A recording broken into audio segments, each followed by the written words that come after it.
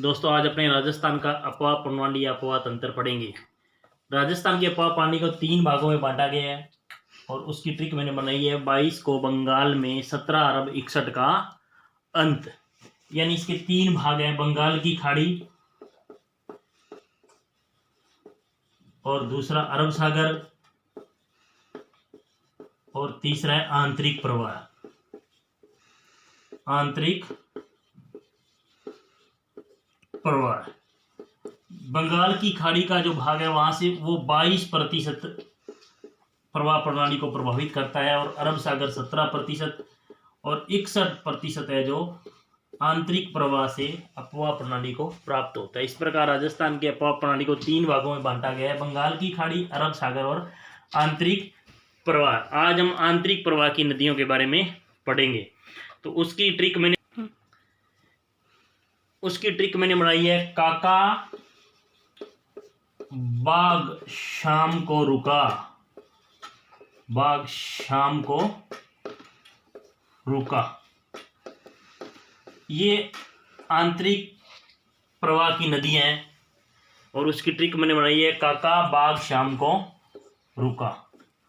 का से कांत, काका बाग शाम को रुका। का से कांतली और इसका से काखने है। बा से बाणगंगा, घ से घग्गर नदी और सात साबी नदी, मैं से मेथा नदी, मेंथा नदी और रू से रूपनगढ़ और एक रू और से रूपा रेल। इस प्रकार ये राजस्थान की आंतरिक प्रवाह की नदियां हैं और उसकी ट्रिक है काका बाग शाम को रुका। अब अपने आंतरिक प्रवाह की नदियों के उद्गम स्थल के बारे में ट्रिक के माध्यम से जानेंगे। ये एक शिव और कांता के बीच की कहानी है। शिव कांता को समझा रहा है कि कांता शिव घर से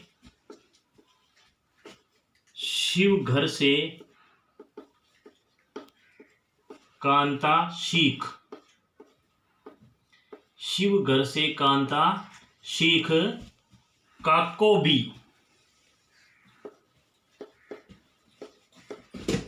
भी अरूप था।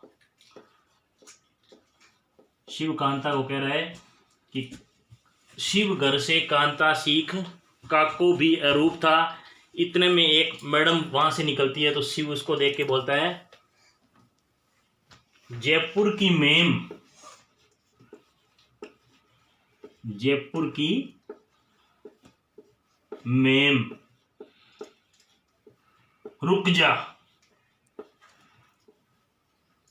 रुक जा नाग है। शिव मैम को देखे कहता है कि जयपुर की मेम रुक जा नाग है।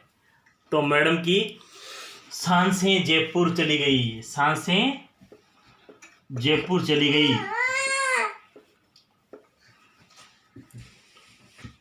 जयपुर चली गई और मैडम ने जोर से बोला जय बाबे की। मैडम बोली जोर से जय बाबे की, जय बाबे की।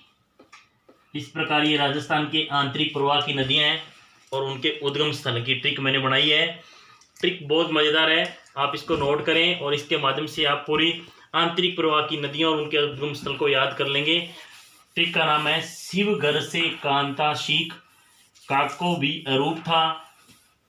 और फिर शिव कहता है एक मैडम को देखे, जयपुर की मेम रुक जा नाग है। मैडम की सांसें फूल गई, सांसें जयपुर चली गई और वो जोर से बोली जय बाबे की। इसको मैं इसके माध्यम से बताऊंगा आपको। शिव घर से बन गया घग्गर नदी और घग्गर नदी का उद्गम शिवालिक की पहाड़ियां, हिमाचल प्रदेश। शिवालिक की पहाड़ी हिमाचल प्रदेश। इसकी कुल लंबाई 465 किलोमीटर है और राजस्थान में इसका प्रदेश हनुमानगढ़ जिले में टिब्बी तहसील की तिलवाड़ा झील से राजस्थान में ये प्रवेश करती है। इसका अंतिम बिंदु फोर्ट अब्बास पाकिस्तान है, लेकिन आजकल ये हनुमानगढ़ जंक्शन बटनेर दुर्ग के आसपास ही विलुप्त हो जाती है। इसको राजस्थान का अशोक भी कहते हैं, क्योंकि जब अपने पूरे उफान पे होती है तो हनुमानगढ़ और सूरतगढ़ का अधिकांश क्षेत्र इसमें जलमग्न हो जाता है, इसलिए इसको राजस्थान का अशोक भी कहते हैं। यह अंतर्राष्ट्रीय नदी है। भारत और पाकिस्तान दो देशों के बीच में बहने वाली नदी है और आंतरिक प्रवाह की भारत की सबसे लंबी नदी घग्गर नदी है। उसके बाद में तो दूसरी नदी है कांता शीख। कांता से बन गया कांतली, कांतली नदी। शीख, सी का मतलब सिक्कर और ख का मतलब खंडेला की पहाड़ियाँ। कांतली नदी का उद्गम कहाँ से होता है? खंडेला की पहाड़ियाँ सिक्कर, खंडेला की पहाड़ियाँ सिक्कर।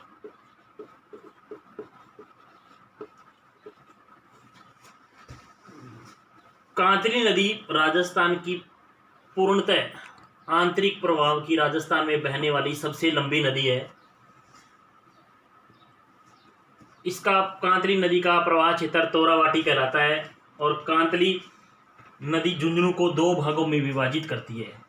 कांतली नदी झुंझुनू और चूरू की सीमा में विलुप्त हो जाती है और कांतली नदी के किनारे गणेश्वर सभ्यता और सुनारी सभ्यता, दोनों सभ्यताओं का विकास कांतली नदी के किनारे हुआ है। अब तीसरी काको। इस काको से कौन सी? काकनीय नदी। का से बन गया काकनीय और इस नदी का उद्गम स्थल है को से कोटरा जैसलमेर, कोटरा जैसलमेर। काकनीय नदी का उद्गम स्थल है कोटरा जैसलमेर। राजस्थान में आंतरिक प्रवाह की सबसे छोटी नदी काकनी नदी है और इसकी लंबाई 17 किलोमीटर है। काकनी नदी भुज झील में गिरती है। चौथी नदी आती है एरूप था। एरूप था। रूपा रेल, रूप से बन गया रूपा रेल, रूपा रेल। रूपा रेल नदी का उद्गम थानागाजी की पहाड़ियां अलवर, थानागाजी की पहाड़ियां अलवर इसका उद्गम स्थल है। थानागाजी की पहाड़ियां अलवर।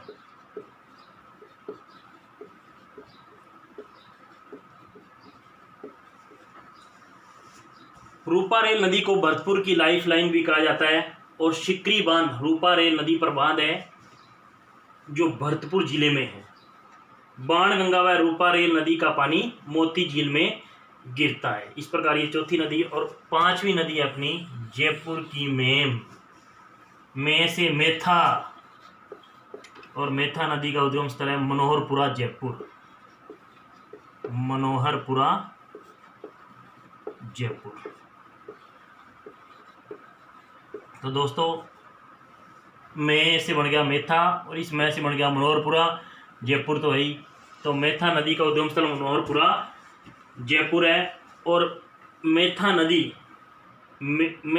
के किनारे नागौर लूणवा में प्रसिद्ध जैन तीर्थ स्थल भी है। जैनियों का तीर्थ स्थल लूणवा नागौर में मेथा नदी के किनारे है और मेथा नदी सांबर झील में गिरती है। छठा आता है इसकी टीका रुक जा नाग। छठा है रुक जा नाग। तो रू से बन गया रूपनगढ़ नदी, रू से बन गया रूपनगढ़ नदी और रूपनगढ़ नदी का उद्गम है नाग पहाड़ अजमेर, नाग पहाड़ अजमेर, नाग पहाड़ अजमेर। दोस्तों रूपनगढ़ नदी का उद्गम स्थल नाग पहाड़ अजमेर है और इसके किनारे निम्बारक संप्रदाय की प्रसिद्ध पीठ सलेमाबाद किशनगढ़ है, वो रूपन नदी के किनारे पर स्थित है और रूपनगढ़ नदी सांबर झील में गिरती है। सांसें जयपुर, सा से सांबी नदी और इसका उद्गम स्थल सेवर, से बन गया सेवर की पहाड़ियाँ जयपुर, सेवर की पहाड़ियाँ जयपुर। और ये नदी हरियाणा में जाकर विलुप्त होती है। जोधपुरा सभ्यता जो जयपुर में है वो साबी नदी के किनारे है और अलवर जिले की सबसे बड़ी नदी है। साबी नदी अलवर जिले की सबसे बड़ी नदी है। लास्ट बच गया जय बाबे की। मैडम ने लास्ट में क्या कहा था? जय बाबे की। तो बा से बन गया बाणगंगा। बाणगंगा। बाणगंगा नदी का उद्गम बैराट की पहाड़ियां, जयपुर। बैराट, जयपुर। बाणगंगा नदी यमुना की सहायक नदी थी, लेकिन वर्तमान में भरतपुर जिले में विलुप्त हो जाती है, इसलिए आंतरिक प्रवाह की नदी हो गई है। और बाणगंगा नदी पर रामगढ़ बांध जयपुर में बना हुआ है और भरतपुर में बाणगंगा नदी पर अजान बांध बना हुआ है, जिससे घना पक्षी अभयारण्य को जल आपूर्ति होती है। और बाणगंगा नदी के किनारे जयपुर में राजस्थान का प्राचीन बौद्ध धर्म केंद्र है। इस प्रकार ये राजस्थान की आंतरिक प्रवाह की नदियाँ हैं। उसकी ट्रिक है शिव और कांता के बीच की कहानी, और उस कहानी को इस प्रकार है। शिव घर से कांता सीख। शिव है वो कांता को कह रहा है कि शिव घर से कांता सीख, काको भी अरूप था। फिर इतने में क्या है, जयपुर की एक कोई मैडम आती है, उसको देख के शिव बोलता है जयपुर की मैम रुक जा, नाग है। और मैडम की सांसें फूल गई और वो बोली जय बाबे की। इस प्रकार आप इस ट्रिक के माध्यम से राजस्थान की आंतरिक प्रवाह की नदियों को बड़े अच्छे से याद कर लेंगे। और एक बात ध्यान में रखना कि अपना जो चैनल है उसको सब्सक्राइब जरूर करें। अगर आप पहली बार जुड़े हो तो ज़रूर सब्सक्राइब करेंगे। इसी प्रकार आपको नई नई अपडेट हम देते रहेंगे।